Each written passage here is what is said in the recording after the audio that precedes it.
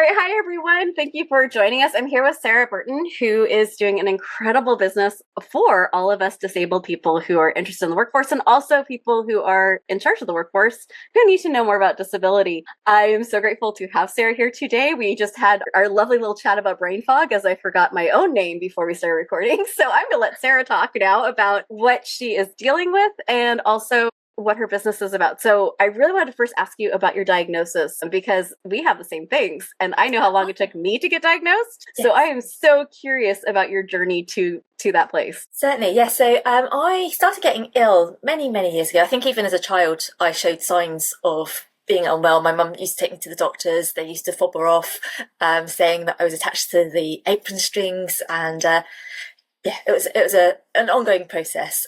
I was eventually diagnosed multiple times over my childhood with glandular fever and put it all down to that. In my 20s, I started to struggle a bit with tiredness. I had a very busy career. I got to travel around the world, working long hours, having fun as well. So I put it down to that, but I couldn't quite work out why all my colleagues were able to cope with it and I couldn't.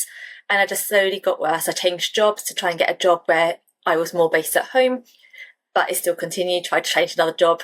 And I got to the point where I was absolutely struggling. All I did was go to work, come home and sleep. And there was nothing else in my life really apart from that. It was, friends and everything obviously got put a bit to the side, unfortunately. And after going backwards and forwards to the doctor for probably at least a year, I eventually got diagnosed with chronic fatigue syndrome, also known as ME. And was told to take 3 months off work. So I did. And at that point, I basically found that my body just gave up. And I spent pretty much 3 months in bed trying to get better. I think just stopping work just gave me the chance my body just went, okay, that's it. We're not doing anything for a while. Spent a few months in bed. Here. I'm in the US and you are not. When you said 3 months off, I first off know that my medical bills would have been about $8,000 at this point, and I would have had no help with the time off because our ability to get disability is insane at the best of times.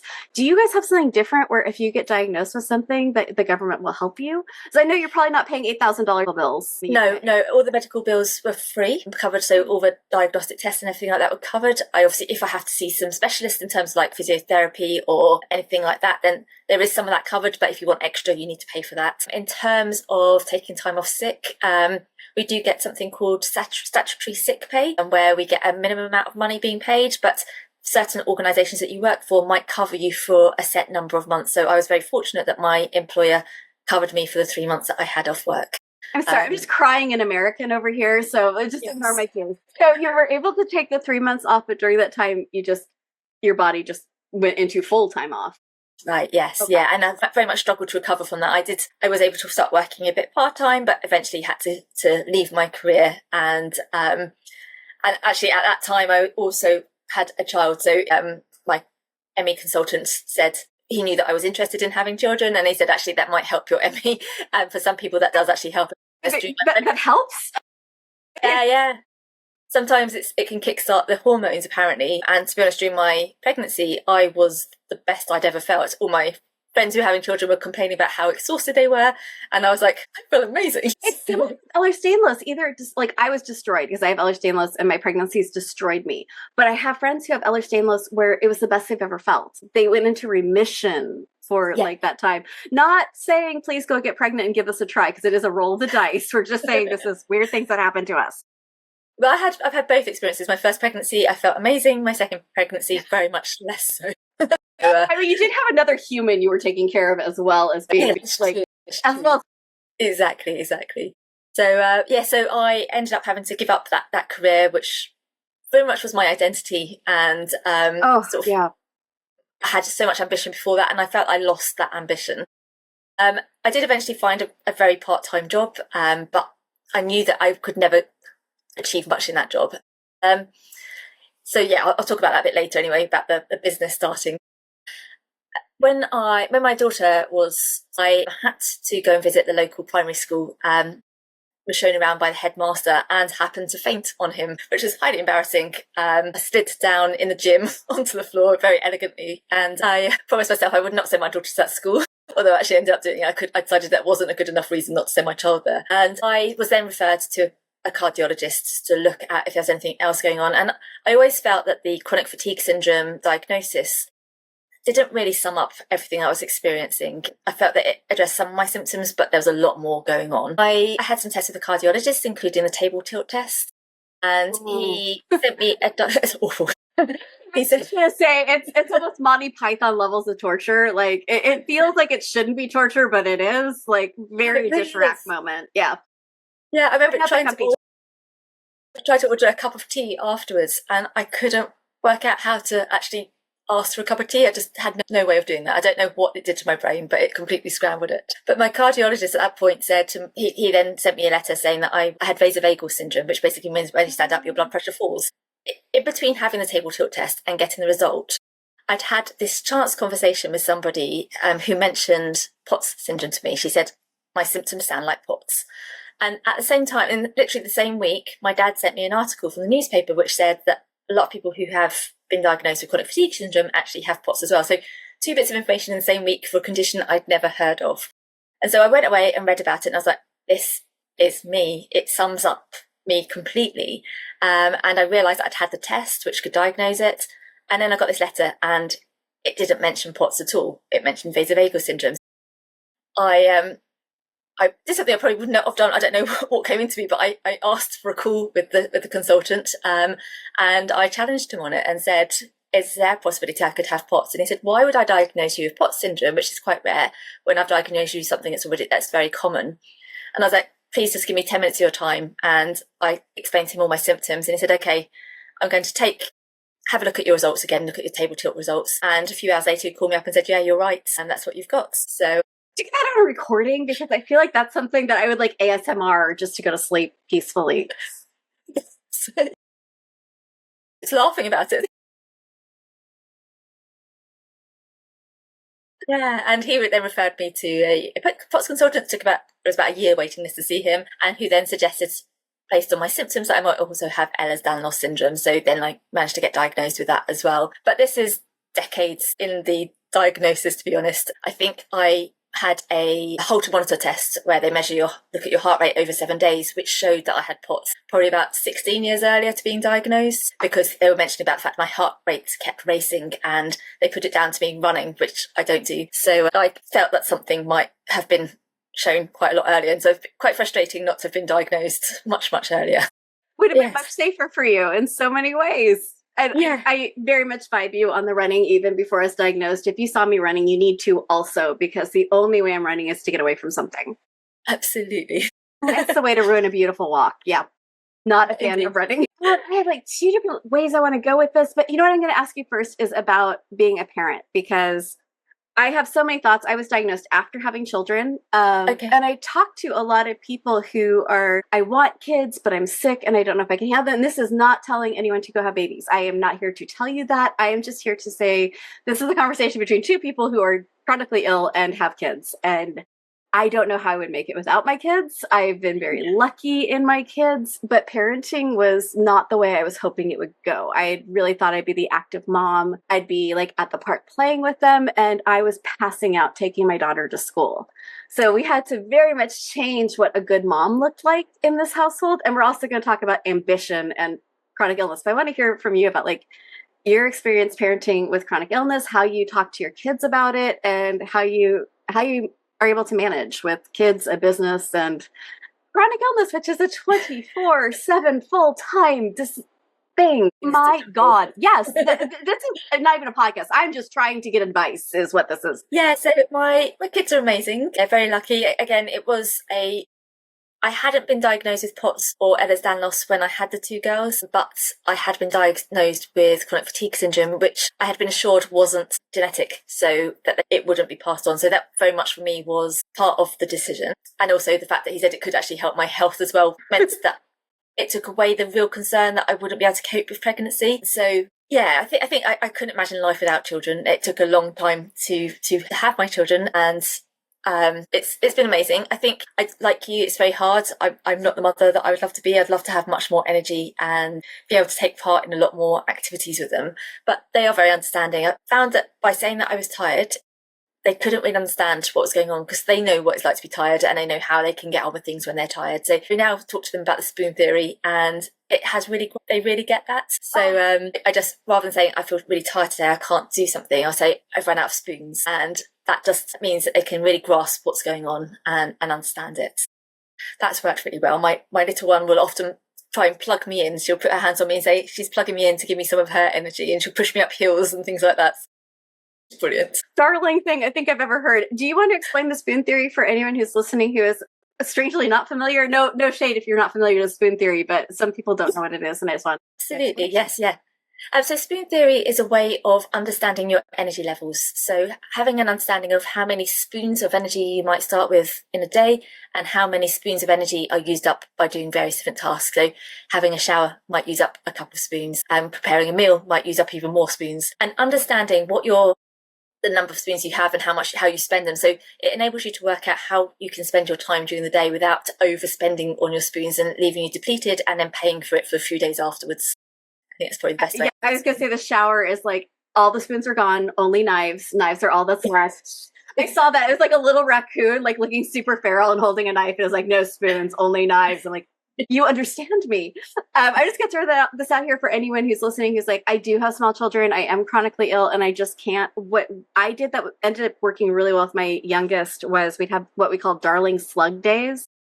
And I was lucky enough to have an iPad, and I downloaded all these art apps that you could like finger paint and finger like glitter on it, and no glitter on my bed. And we would sit there and do like iPad crafts, and then we would watch like Jane Austen movies. That kept me at least with her, like when she was running around and at that like unaliving yourself level of toddlerness of whatever's dangerous, I'm gonna throw myself at it. At least this kept her in the bed. So that's just a little like tidbit if anyone wants to use it. I want to talk about ambition and chronic illness because you did have tremendous ambition, an incredible career, and you through no lack of ambition, you had to leave it because of illness. How does this lead to your current life as a CEO? It's really fun actually because I remember. Do you know the TV show The Apprentice? I think you have an American version of that. I'm actually like the Trumpness of it all makes me a little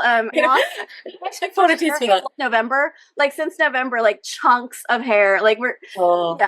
So you have one without the mango Mussolini. Okay, so you your one does not include taking over the globe and returning us to Germany, 1936. Got it. What's your apprentice? Before I got ill, I used to think, oh, I'd love to be on The Apprentice. And that's the sort of ambition I had. And my friends would go, oh, you'd be brilliant on The Apprentice. And then when I first got ill, I was like, I have zero interest in watching The Apprentice. I have zero interest in ever being in anything like that before. And that kind of marked my losing of my ambition. And then I realised when I started to, after the period of taking time off work and then losing my job, and after a while, I suddenly started thinking, oh, actually, I would quite like to be on The Apprentice again.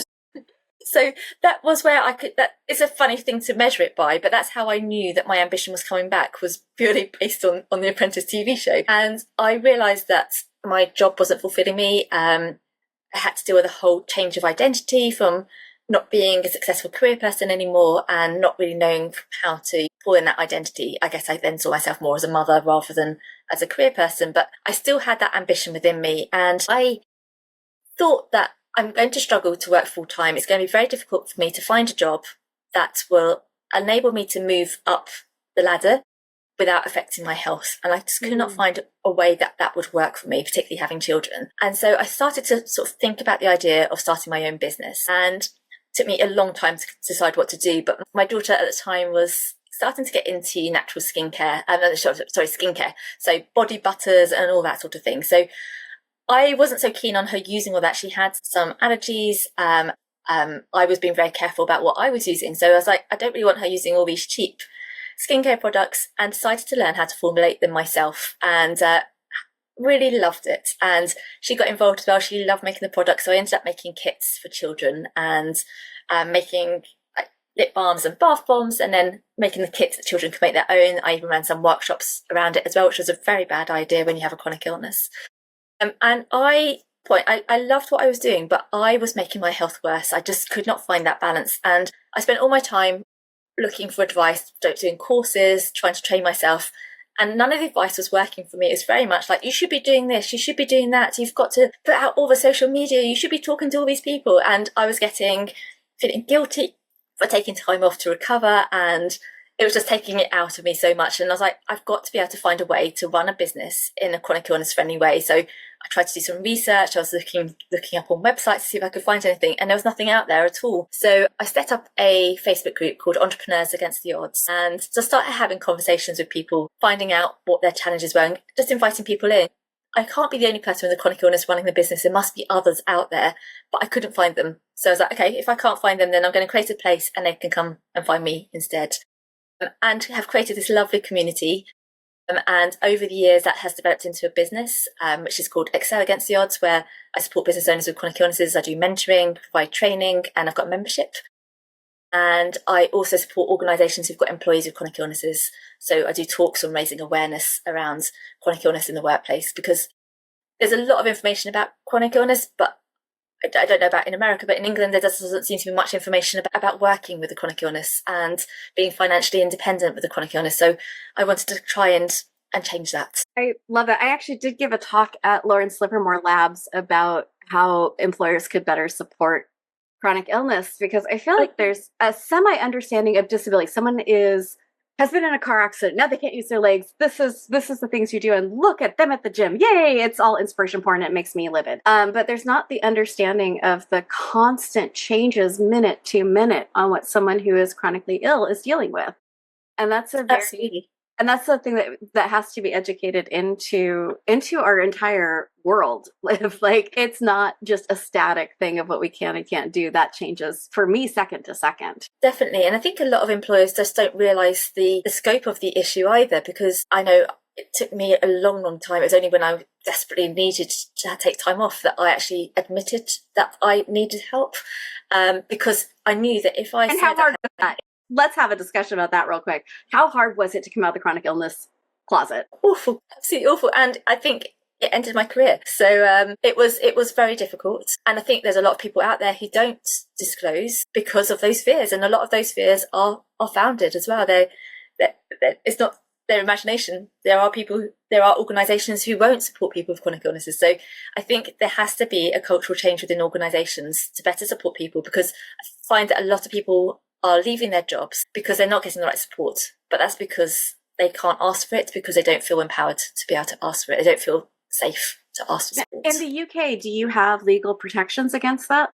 We do. We have the Equality Act, which does support people. If you have a disability, you cannot be fired because of your disability. But then obviously you have to be well enough to then take an organisation to court if it goes that far as well. So it is tricky.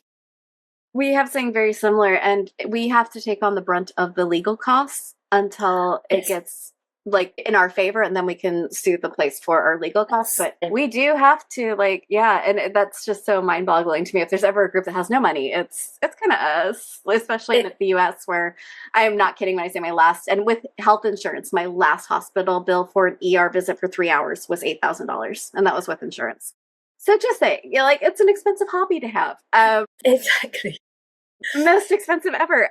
So when you were building this community, what were some of the things that you heard over and over and over again where you're like, okay, this is definitely the pain point? I think one of the issues is around taking time off without feeling guilty. So giving yourself the grace to allow yourself to rest and recover, and to do things that bring you joy. So doing that more intentionally, I think, is something that I try and encourage people to do. So rather than feeling guilty about it, actually plan it in, make it quite intentional that you are going to take time off, you are going to recover, your business will fit in around that, rather than having to take time off because you're too ill and then feeling really guilty about it. I don't think that helps anybody. So I think taking time off is a really big issue for people, understandably.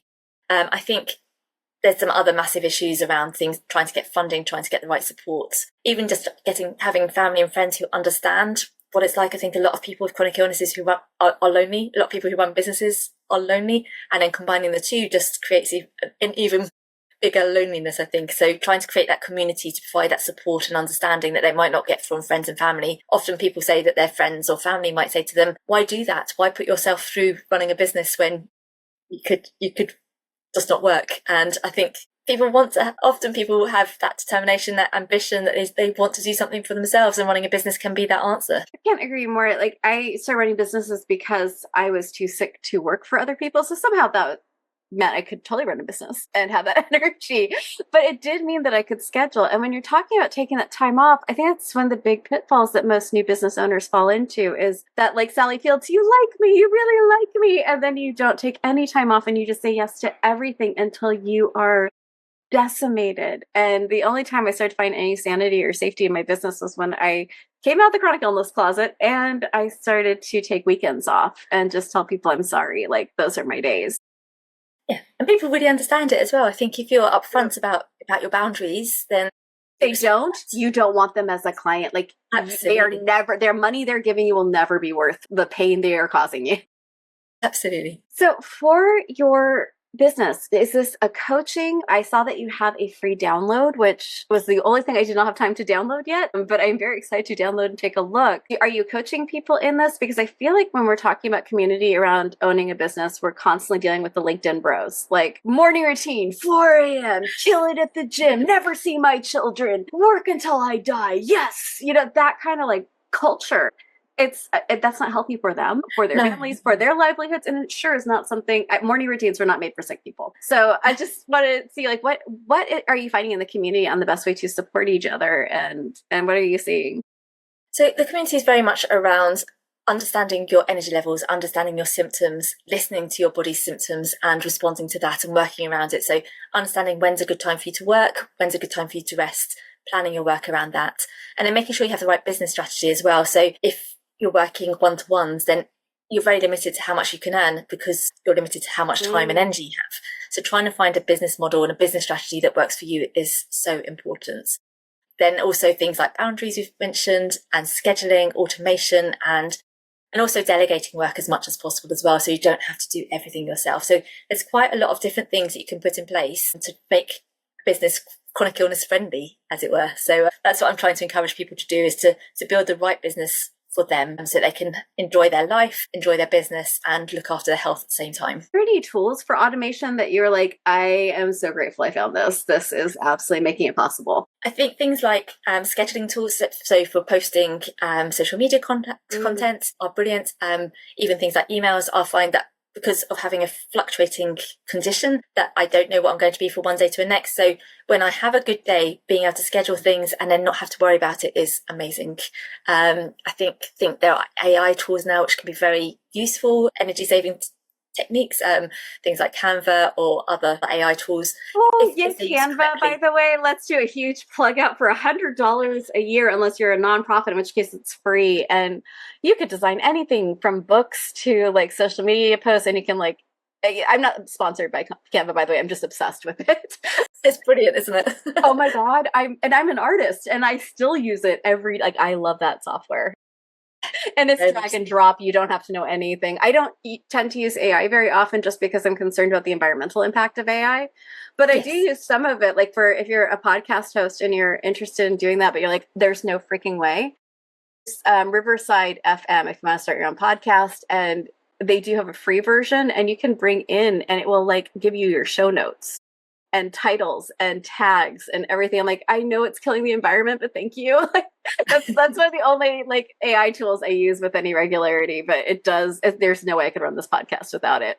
Absolutely. And then there's also things like calendar scheduling tools as well, where you don't have to send out reminders. You don't have to go backwards and forwards 100 times with emails. And even things like automatic email responders saying, this is my working hours, I will contact you in 2 or 3 days. It just sets those boundaries without you having to feel guilty about it, and people respect that as well. So there's quite a few things out there, and it's just trying to find the right ones for you and your business. I love what you just said, because I think it's one of the most important things in any relationship, from working to children to romance to friends, is that when things go wrong, it's because boundaries and expectations were not properly set. And if I could give advice to anyone running a business, set the expectations to what is the worst day you've ever had. Like, don't set it to your best days. Like, don't do my optimism is going to absolutely kill me. Like, worst day, and that's the expectation. Because if you over deliver quicker, no one's going to be mad. Also, people love it when you over deliver in terms of their expectations. I always use the analogy of a bus. If you are getting a bus and you're told it's going to take 2 hours and it ends up taking three, you feel awful. It's like the most exhausting journey in the world. But if you're told it's going to take 4 hours and then it takes three, you feel amazing. It's the best journey ever. So it's around that expectation. You can do that with your business quite easily with deliverables. So if you are, for example, a jewelry making business and it takes you a week to make something and send it out, say it's going to take 2 weeks. And if you can do it quicker and send it out, then they're going to love you for it. But it also gives you that time to take extra if you need to. If you've got to take a few days off sick, you've got that time, that buffer that you need. Absolutely brilliant advice. I live by that one. That's the only path to sanity when running a business. You've seen a lot from both sides. You've been just a chronically ill person in the workforce, and you've also given talks. What is it that you would, if you had like a magic wand to fix the working world, what would you do to make it so that it's possible for chronically ill? There's so many of us who are wasting on the vine. We're the missing group.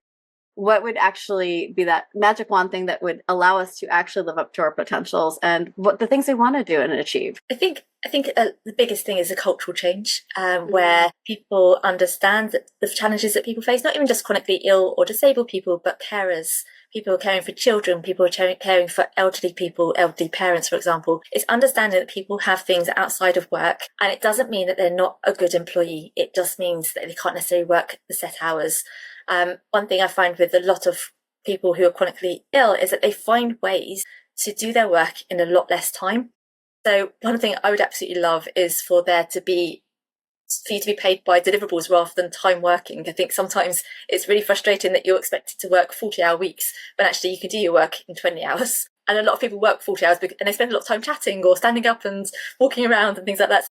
Understanding that people have different ways of working and adapting the workplace for those people, I think that would be amazing. And having that culture where employers understand that people have different needs and different ways of working, and empowering people to ask for the support that they need, because sometimes it doesn't have to be a massive change. It could be a slight change in working hours, maybe starting an hour later so you've got time to recover to wake up in the mornings and get rid of those aches and pains, do some exercise and things before you start work. Or you might, if you find it difficult to work in the afternoons, having a longer lunch break so you can have a nap.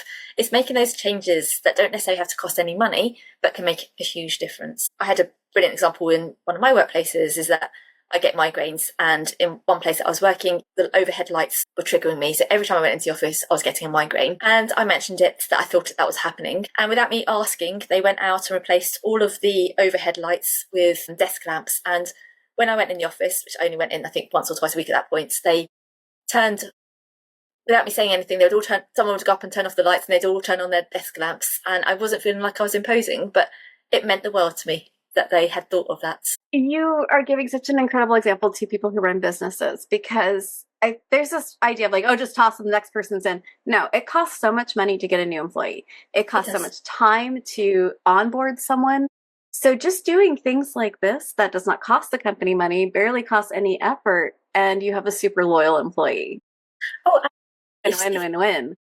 If you provide those changes, that means that somebody can work in a way that works for them, they will not want to leave, because any other organisation is a bit of a risk. They don't know how they're going to be looked after in that company. So it does make somebody so loyal to the company that they're working in, and it doesn't have to cost much at all. And often those changes can benefit people who don't have chronic illnesses or disabilities as well. So it's definitely worth considering how you can help people more. I mean, just what we're talking about of like the unpredictableness. You're talking about life. It's not just us. It's everyone. And if we have you trust the people you hire, if you believe in them and you trust them, then they will do the best possible work for you, and you will understand when something happens and they need to work from home or they need to not work that day. Like it seems this authoritarianness really creates a lot of problems. I was going to ask you, because I live in the United States. I keep saying that just because my Delulu brain's like, no, I live in Edinburgh. That's where I'm moving now. And so we're just going to keep saying this so that I remember where I'm at. But we're in a place where they're starting to push back all of our protections, and they're talking about putting some of us on farms, wellness farms. Yay. This is totally not terrifying. I'm not scared. But there's this pushback on what we had gained as far as the ability to work. And the answer is, why would we want you? And you answered that so beautifully in that disabled people, chronically ill people, were so able to think outside the box. We're good at getting stuff done. Do you have any other reasons why, if someone's a boss and they're like, I mean, this sounds like a lot of effort. What would you say about why we should be hiring disabled people? So if you have disabled people in your workplace, it's because there are a lot of disabled people in the world. I think it's 20% of people are disabled. 33% have at least one chronic health condition. I know these figures for the UK, but I think they're applicable for America as well. And that means your customers are the same as well. So 20% of your customers are disabled, 33% of them have a chronic health condition. If you employ people who understand those conditions, who understand what it's like to live with a disability, then they are going to be able to create products and services that support your customers as well. So if you want to be providing a good service to all your customers and to actually get more customers, then you need to be making sure you understand their needs. And the best way to do that is to employ people with those conditions and disabilities as well. Standing ovation. Yes. I mean, along with this is like my big pet peeve because I ran a technology and disability podcast for a while. And I was talking to so many people who were developing technology for the disability community with no disabled people on their board. And it was just shocking to me because we're the club you're all invited to. You are either going to have a bad day and you're going to become one of us, or you're going to age into us. You will not escape us. So it will end up being 100%. And then if it's like 20%, then you also have to factor in all the caregivers. No one is not affected by disability and chronic illness. We are either your friends, your family, or you're one of us. Welcome to the club. Where we have really good jokes. We are so funny over here. But I just lost the entire thread of my discussion here. This is great. Yay, brain fog. And we're going to leave this in because I do want people to see that you can totally fall on your face and that's okay. That's where I was going with this. Please, if you're developing any products, disabled or otherwise, please put disabled and chronically ill people on your board or at least in your testing, because no matter what you're making, if it works for us, it will work so much better for healthy people. It means they can use it while distracted. It means you will have the best product if you just start with universal design. That's just my scream to the universe. I keep screaming it and hoping eventually someone will listen, at least put ramps in. You started a new project, which I'm so excited about. I believe it's called Lilac. And it's got government support. So I want to know first, what is this? Second, how did you get government support? I mean, not that I can do that here because we're a dumpster fire, but for people who don't live in the most terrifying timeline possible, how did you get government support and what's the project? So there's an organisation in the UK called Small Business Britain, which is an organisation that supports small businesses. She does a lot of, the lady who runs it, Michelle Ovens, she has a lot of contacts with the government. Year before last, I was invited to talk to the Minister for Small Businesses about disability and employment. I was did it over Zoom. Had a colleague who also did it, and we talked to him about the issues faced by disabled entrepreneurs and the issues we are facing by accessing government support. He really enjoyed that discussion, and Small Business Britain decided to ask him whether he would support this Lilac review, where we were going to look at removing the barriers faced by disabled entrepreneurs, and the government got on board. And so I was invited to be on the steering board. So I get to go every 2 months up to Westminster and talk to government ministers. And we've got people from the board of a large bank, eBay, and a telecommunications company all on board as well. And we're looking at how government and big businesses can better support disabled entrepreneurs, looking at financial support, looking at mentoring and training support, and then also looking at any other support that they can be given as well. And it's amazing, actually. I think we're making really good progress. We've done the first interim report, which is looking at the results of a survey, interviewed lots and lots and lots of disabled entrepreneurs to find out what their biggest challenges are. We're going through some focus groups, and we're going through a more in-depth survey at the moment to come up with some findings which will be released later this year.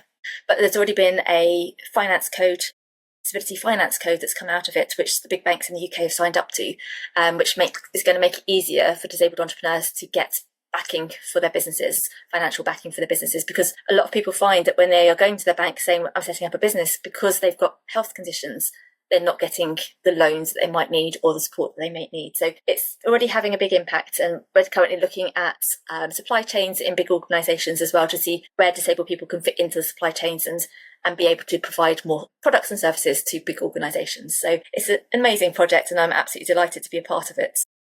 What were the biggest challenges that you were finding? So financial is definitely one of the biggest challenges. Getting support and understanding from people who understand. So looking for mentoring from people who have been there and know what it's like to run a business. Because as I said at the very beginning, a lot of the advice that's out there isn't compatible to somebody living with long-term health conditions or disabilities. I think those are probably the two biggest challenges that people are facing. Were there any businesses that you saw that you're like, oh, I can't wait for that to come through? Businesses? So Yep, with like the businesses that you're interviewing, people who are like, this is the thing I want to do. Are there any things that like might be on the horizon from really cool, interesting disabled creators? So I am going actually this week up to London to be looking at different technologies that are out there to support businesses. I know we're looking at different countries to see what technologies and support is provided there as well. So trying to get a sort of like a best in world support package so that we can see what works best. And so it is really exciting to see what's going to happen. I'm really looking forward to this meeting this week. Please tell me you're going to come back on this show and tell us all about what you learned, because I'm so excited and curious. Yeah, it's going to be very exciting, I think. Now, I did hear this rumor that you do have a free download. So for those, we're actually recording this right now in the beginning of 2025, and I know that maybe some of you are feeling ambitious and excited and want to do something. What's a good piece of advice, and where can someone go to download your free workbook aside from our show notes, which it will be linked directly to our show notes? Yeah, so I have a workbook for running a successful business with a chronic illness, which just gives a few pointers on setting up your business in a way that works well with your health. So looking at things like boundaries and those sorts of things. So it just gives a bit of an explanation about why it's so important to have those in place. And you can work through the workbook and sort of make sure that you put them in place straight away. And that's all on my website, which is excelagainsttheodds.com. And again, we're going to have that if you go over to our website, invisiblenotbroken.com. We will have links directly to everything, including your socials. So if anyone wants to follow you on socials or go directly to your website, that'll be right there. I always close this with my favorite question, and I have to give credit to Tim Ferriss, credit where credit's due. What is your favorite purchase that you've made for under $100? It has to be health related. Recently, I've discovered the benefit of compression stockings. Oh my God, yes. So those and my loop earplugs have been my saviors. I don't know what it is about those earplugs, but just taking everything down a notch. I'm like, I do have anxiety. Oh my God. And now it's better. Yeah, so those are my two favourites, but more recent discoveries that have definitely made a big change, and I recommend them to everybody I speak to. I just found when I went to London last year, I found these compression stockings, but they were also, the tension was made where you would put KT tape. So it like was almost like wearing KT tape plus compression stockings, and it was like, what is this magic? Like, how often is it that you find something that actually makes it feel better? Like, it was like, yeah, angels sung, it was beautiful. That, and I was in London, so I was very happy. Yeah. I cannot thank you enough for coming on. We will definitely see you again to hear more about the Lilac group. And I'm so excited to have you here again. And if you go over to our show notes, you'll be able to link in for everything. Thank you so much. And everyone, be kind, be gentle, and in whatever way it looks like to you, be fierce. No, don't do that. No, bad thing.